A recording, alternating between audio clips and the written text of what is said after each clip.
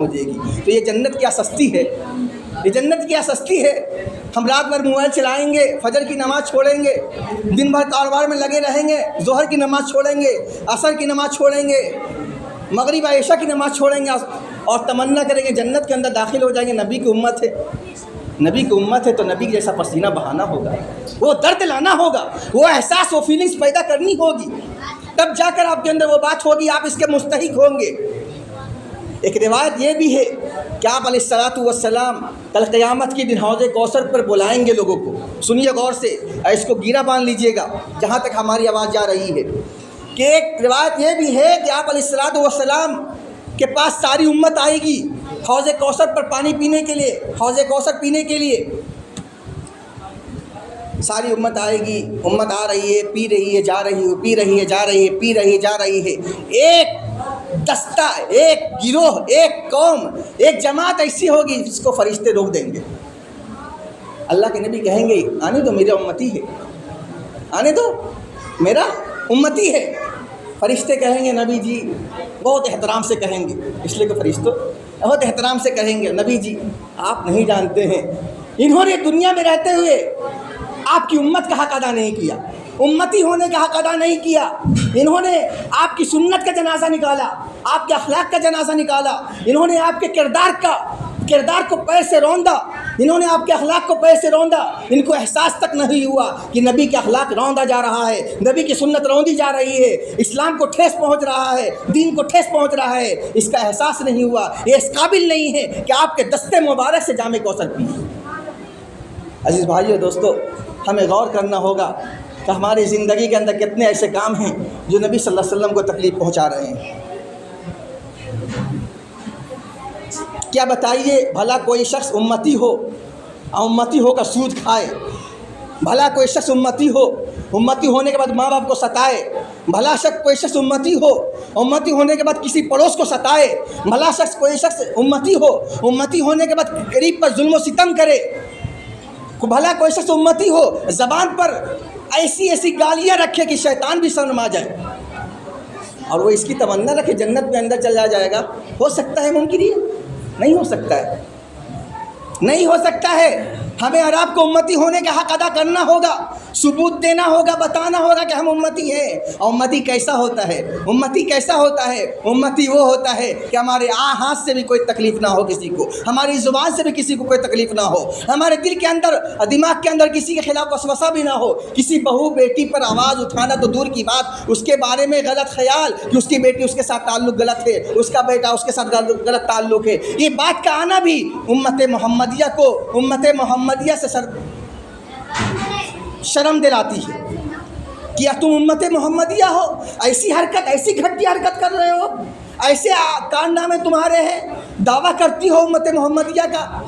کیا کسی ایک دن نبی صلی اللہ علیہ وسلم کا جشن منا دینا اور ساری زندگی نماز چھوڑنا، کیا کسی ایک دن نبی صلی اللہ علیہ وسلم خوشی منا دینا اور ساری زندگی ماں باپ کو ستانا، کیا ایک دن کسی دن جشن منا دینا اور ساری زندگی روزہ چھوڑ دینا، پیسہ رہتے ہوئے حج ادا نہیں کرنا، پیسے رہتے ہوئے زکوٰۃ ادا نہیں کرنا، کیا حق ادا ہو جائے گا؟ آپ علیہ الصلوۃ والسلام ایسے لوگوں سے چہرہ موڑ لیں گے کہ آپ علیہ الصلوۃ والسلام ایک گلی سے گزر رہے تھے صلی اللہ علیہ وسلم، ایک بڑی عمارت پر نظر گزری اور بنانے والے بنا بھی رہے تھے۔ اللہ کے نبی نے کہا یہ کس کی عمارت ہے؟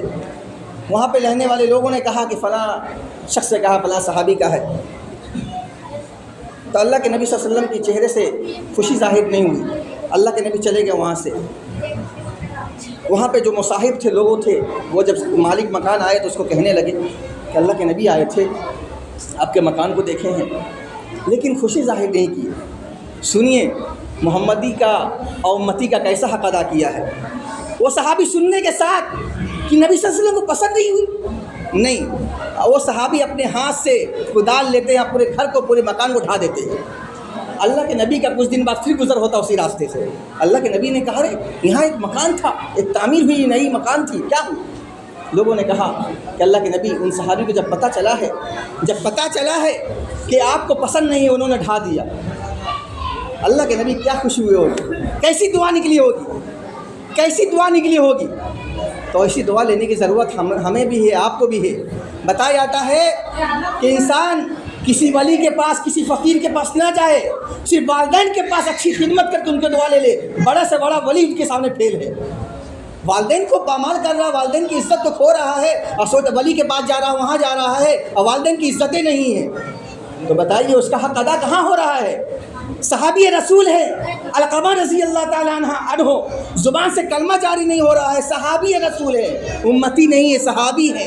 صحابی کہتے ہیں اس کو جنہوں نے بحالت ایمان آپ علیہ الصلوۃ والسلام کو دیکھا ہو، یہ صحابی کہلاتے ہیں۔ تو صحابی ہیں، زبان سے کلمہ جاری نہیں ہو رہا ہے، آخری وقت ہے، لوگ دوڑ کلمہ پڑھا رہے ہیں، کلمہ جاری نہیں ہو رہا ہے، کلمے کی تلقین کر رہے ہیں، کلمہ جاری نہیں ہو رہا ہے، لوگ دوڑے ہیں آپ علیہ الصلوۃ والسلام کے پاس۔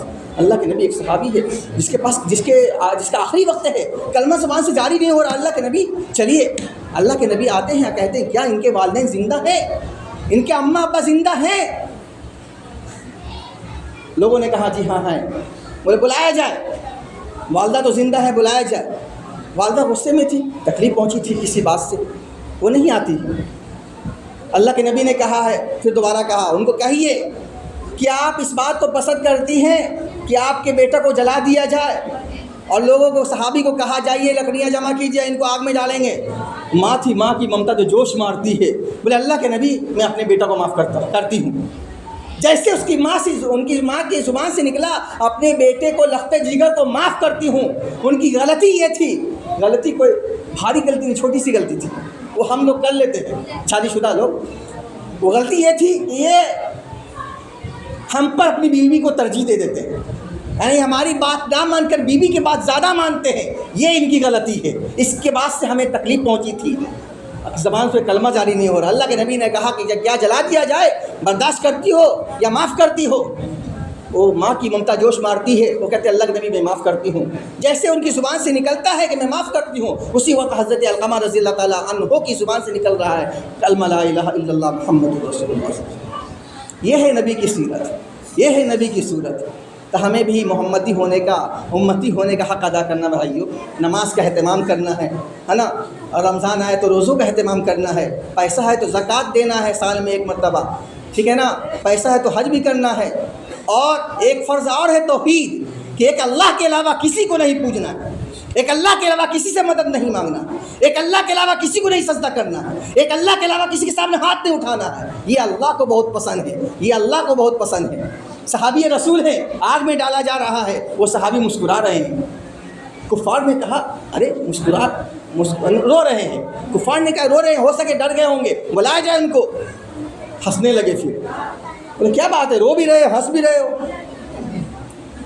بولے رو رہے ہیں اس لیے کہ اللہ نے ایک ہی جان دی، ہزار جان دی ہوتی محمد صلی اللہ علیہ وسلم کے لیے جان قربان کر دیتا، محمد صلی اللہ علیہ وسلم کے دین کے لیے جان قربان کر دیتا، ایک ہی جان ہے، اس پر رونا آ رہا ہے۔ اور خوشی اس بات پہ آ رہی ہے، خوشی اس بات پہ آ رہی ہے کہ اللہ ہمارے سامنے جنت کے تمام نعمت کو سامنے کر دیا۔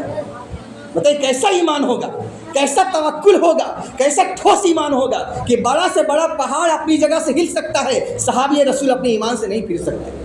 آج تو چند کوڑی کے اوپر ہماری قوم کے افراد، بچیاں ہوں یا مرد ہوں، بک رہے ہیں۔ ہم گھر کے اندر والدین ہیں، بڑا بھائی ہے، اس کی کوئی فکر نہیں کر رہے ہیں کہ ہماری بچیاں کہاں جا رہی ہیں، ان کے پاس یہ نیا اسٹال آیا کہاں سے، ان کے پاس نیا پرس آیا کہاں سے، ان کے پاس یہ فون آیا کہاں سے، جبکہ میں نہیں دلایا ہوں۔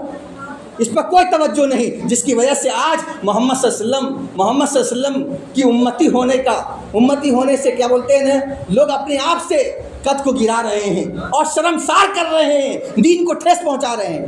بتائیے مسلمان کی قوم کی بیٹی کسی غیر کے ساتھ چلا جائے تو اسلام کو، دین کو ٹھیس نہیں پہنچا رہی؟ یہ ہے محمد صلی اللہ علیہ وسلم کی سیرت، یہ ہے حضرت فاطمہ کی سیرت، حضرت عائشہ رضی اللہ تعالیٰ عنہ کی سیرت۔ ارے انہوں نے فاقہ کے 2 مہینہ 3 مہینہ فاقہ کے ساتھ زندگی گزار دی۔ آپ علیہ الصلوۃ والسلام کے دست مبارک پر ایک مرتبہ کھانا پیش کیا گیا، روٹی اور سالن۔ آپ علیہ الصلوۃ والسلام نے کہا میری بیٹی 2 ماہ سے کچھ نہیں کھائی ہے، ان کو پہنچا دیے تھے۔ کیسا درد، کیسی فکر، کیسی امتی کا غم اور کیسا دین کا درد کہ دین کے لیے اپنے آپ کو مٹا دیا، بھوکا رہنا گوارا کر لیا، ایمان کا سودا کرنا گوارا نہیں کیا۔ آج ہمیں بھی امتی ہونے کا ثبوت دینا ہے، ہماری ماں بہنوں کو بھی ثبوت دینا ہے کہ ہم ماننے والی ہیں حضرت عائشہ کو، ہم ماننے والی ہیں حضرت خدیجہ کو، ہم ماننے والی ہیں امہات المومنین کو۔ ہمیں بھی ثبوت دینا ہے کہ ہم ماننے والے ہیں محمد صلی اللہ علیہ وسلم کو، ہم ماننے والے ہیں صحابہ کو، ہم ماننے والے ہیں تابعین کو، تبع تابعین کو، بزرگان دین کو۔ ہم بزرگان دین کو تو بہت مانتے ہیں، لیکن ان کے کردار کو، کیریکٹر کو اپنی زندگی میں نہیں لاتے۔ اصل تو خواجہ معین الدین چشتی رحمۃ اللہ علیہ نے جو قربانیاں دی ہیں، باقی فرید الدین گنج شکر رحمۃ اللہ علیہ نے، اسی طرح جتنے بھی اللہ کے ولی گزرے ہیں، انہوں نے جو قربانیاں دی دین کے لیے، وہ جذبہ اپنے اندر پیدا کرنا ہے، وہ چیزیں اپنے اندر لانا ہے کہ ان کے سامنے جنگ کا میدان ہے، نماز قضا نہیں کر رہے ہیں، ان کے سامنے بھوک ہے لیکن بھوک کو گوارا کر لیا، پسماندگی کو گوارا کر لیا، پریشانی کو، مصیبت کو جھیلنا گوارا کر لیا، لیکن نماز کو قضا نہیں ہونے دیا۔ آج ہماری نمازیں، سب سے بڑی عبادت جو نماز ہے، نماز ہی چھوٹ رہی ہے۔ اللہ کے نبی صلی اللہ علیہ وسلم کی سب سے چہیتی عبادت کہ اللہ کے نبی صلی اللہ علیہ وسلم پاؤں پہ ور میں آ جایا کرتا تھا، اتنی لمبی لگی رکعتیں نماز پڑھتے تھے۔ آج امتی فرض نماز چھوڑ رہا ہے، تو انشاءاللہ آپ تہیہ کیجئے کہ انشاءاللہ آج کے بعد سے نماز نہیں چھوڑیں گے، ارادہ کیجئے، کرتے ہیں انشاءاللہ؟ بولیے ہاتھ اٹھائیے، نماز نہیں چھوڑیں گے۔ ہاتھ اٹھانے میں پیسہ لگ رہا ہے کیا؟ ہم آپ سے وعدہ نہیں کر رہے، ارادہ کرا رہے ہیں۔ کم سے کم گواہی دیں گے آپ، یہ زمین گواہی دے گی، کم سے کم اللہ سبحانہ و تعالیٰ کل قیامت کے دن اللہ آپ کو بخش دے گا، آپ کے یہ ہاتھ اٹھانے کا اللہ لاج رکھ لے گا کہ آپ نے ایک گناہگار کے سامنے وعدہ کیا تھا، ارادہ کیا تھا کہ انشاءاللہ نماز نہیں چھوڑیں گے، انشاءاللہ ماں باپ کو نہیں ستائیں گے، انشاءاللہ بیوی کو نہیں ستائیں گے، انشاءاللہ آس پڑوس کو تکلیف نہیں دیں گے، انشاءاللہ مسلمان کی عزت آبرو کی جہاں بات آئے گی وہاں پہ چڑھ بڑھ کے حصہ لیں گے۔ اللہ سبحانہ و تعالیٰ ہماری ایمان کی حفاظت فرمائے، ہمارے دین کی حفاظت فرمائے۔ آخری بات، ایک حدیث پر بات ختم کرتا ہوں، آخری حدیث جو میں نے پڑھی تھی کہ من رأى منکم منکرا فلیغیرہ بیدی فإن لم یستطع فبلسانی فإن لم یستطع فبقلبی وذلک اضعف الایمان۔ بس اس کا ترجمہ کرتا ہوں اور اس کے بعد انشاءاللہ بات ختم کروں گا۔ اللہ کے نبی صلی اللہ علیہ وسلم نے کہا، من رأى منکم منکرا، جو کسی غلط چیز کو دیکھے، منکر کو، من رأى منکم منکرا، جو کسی غلط چیز کو دیکھے، فلیغیرہ بیدی، چاہیے کہ وہ اس کو ہاتھ سے روکے۔ اللہ نے اس کو اگر بڑا بنایا ہے، باپ بنایا ہے، بھائی بنایا ہے، قوم کا رہنما، قوم کا لیڈر بنایا تو ہاتھ سے روکے، یہ تم غلط کر رہے ہو۔ چاہے انسان کے ساتھ غلط کرے، کسی مخلوق کے ساتھ غلط کرے، اسلام کے ساتھ غلط کرے، دین کے ساتھ غلط کرے، اس کو ہاتھ سے روکے۔ دوسرا درجہ، اگر اس کی استطاعت نہیں ہے تمہارے اندر، تم کو ڈر لگ رہا ہے کہ ہمارا بیٹا ہم سے بگڑ جائے گا، ہماری قوم ہم سے بدک جائے گی، تو کم از کم زبان سے اس کو روکو، زبان سے کہو یہ تم غلط کر رہے ہو، یہ صحیح کام نہیں ہے، یہ حدیث کہہ رہی ہے، میں نہیں کہہ رہا ہوں۔ اگر اس کی بھی استطاعت نہیں تمہارے اندر، اتنی بھی طاقت نہیں تمہارے اندر، اتنے بھی کمزور تم ہو گئے ہو، تو کم از کم ایمان کا سب سے ادنا درجہ ہے فَإِن لَّمْ يَسْتَطِعْ فَبِقَلْبِهِ، کہ اس کو دل سے برا جانو، دل سے برا کہو کہ یہ غلط کر رہا ہے، اچھا کام نہیں کر رہا ہے۔ یہ ایمان کا سب سے کمزور درجہ ہے۔ اگر کسی کے اندر یہ بھی بات نہیں آ رہی ہے، ہاتھ سے نہیں روک پا رہا ہے، زبان سے نہیں کہہ رہا برا ہے، دل سے بھی اس کو برا نہیں سمجھ رہا ہے، تو سمجھیے اس کا ایمان کا کیا حالت ہوگی۔ یہ آخری درجہ بتائے، دل سے برا جاننا، یہ بھی نہ ہو تو آخری درجہ کیا ہوگا بتائیے، ایمان کی حالت کیسی ہوگی۔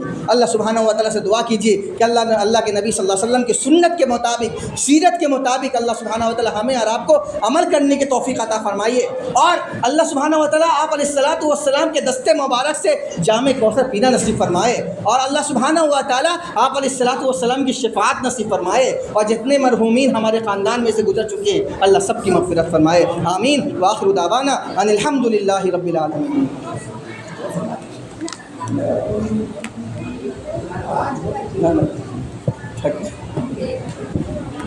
اللہ